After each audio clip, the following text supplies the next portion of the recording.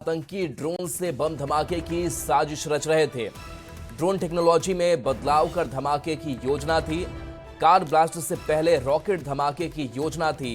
NIA technical expert की मदद आतंकी लेना चाहते हैं, जो एनआईए की तरफ से जानकारी साझा की गई है। तो देखिए, कई अलग तकनीक का इस्तेमाल इस साजिश में किया जाना था। पहले रॉकेट धमाके की योजना थी, जो एनआईए ने जानकारी दी है, और एक्सपर्ट की मदद आतंकी चाहते थे। एनआईए ने इस बात का भी खुलासा किया है। तो दिल्ली धमाके को लेकर गृह मंत्री अमित शाह ने सख्त बयान देते हुए कहा कि दिल्ली में हुए आतंकी हमले के लिए जो भी जिम्मेदारी है उन्हें पाताल से भी खोज कर निकालेंगे।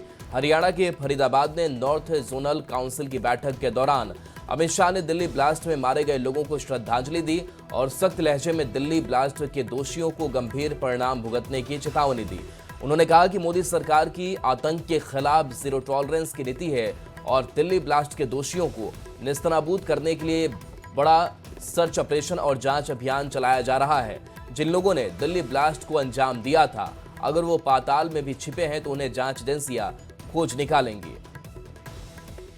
और दिल्ली ब्लास्ट के जितने दिन बीत रहे हैं, आतंक के किरदारों का कनेक्शन और भी ज्यादा सामने आ रहा है और कनेक्शन को और भी ज्यादा निकाला जा रहा है। एक तरफ एनआईए की जांच और दूसरी तरफ आतंकी साजिश का पर्दाफाश, दोनों साथ साथ चल रहा है। आपको बता दें कि प्लम्बर आमिर रशीद से 10 दिन पूछताछ होगी और ब्लास्ट की प्लानिंग हो या फिर बरामद विस्फोट, इन सब राज से पर्दा हट जाएगा।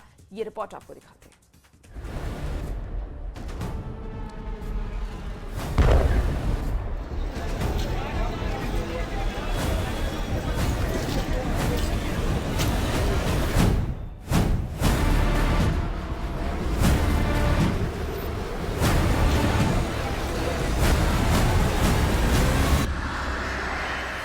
दिल्ली बम धमाका मामले की जांच अब बेहद अहम मोड़ पर है, क्योंकि आरोपी आमिर रशीद, जो पेशे से प्लम्बर था, उसके रोल को एजेंसियां बहुत बड़ा मान रही हैं।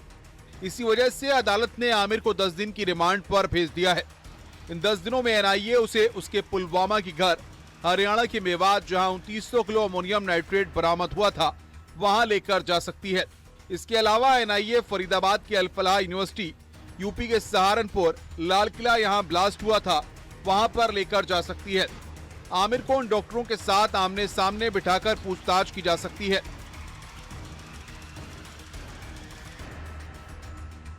उधर जांच में यह भी सामने आया है कि धमाके में इस्तेमाल की गई i20 कार आमिर रशीद के नाम पर रजिस्टर्ड थी और उसने ये कार कैश देकर खरीदी थी।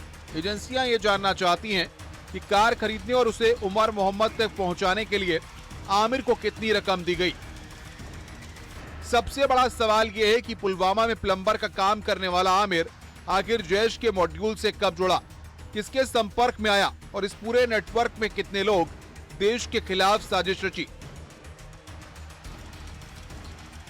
उधर एनआईए अब हर लिंक को जोड़ने में जुटी है ताकि दिल्ली धमाके की पूरी साजिश का पर्दाफाश किया जा सके। सुरक्षा एजेंसियों के पुख्ता सूत्रों ने बताया कि जैश का आतंकी उमर मोहम्मद एक शू बॉम्बर हो सकता है।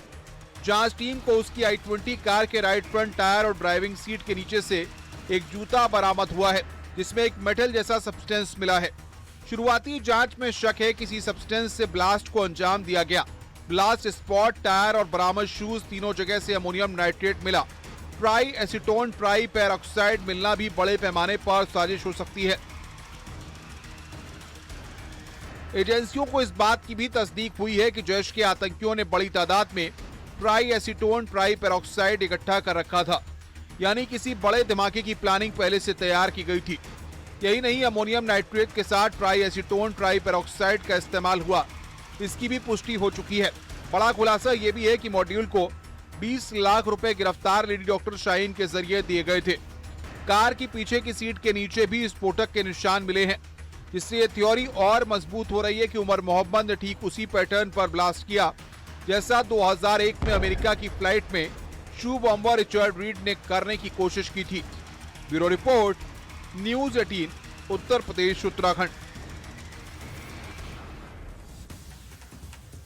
और मुजफ्फरपुर से इसी बीच देखिए बड़ी खबर आ रही है, जहां सुरक्षा बलों की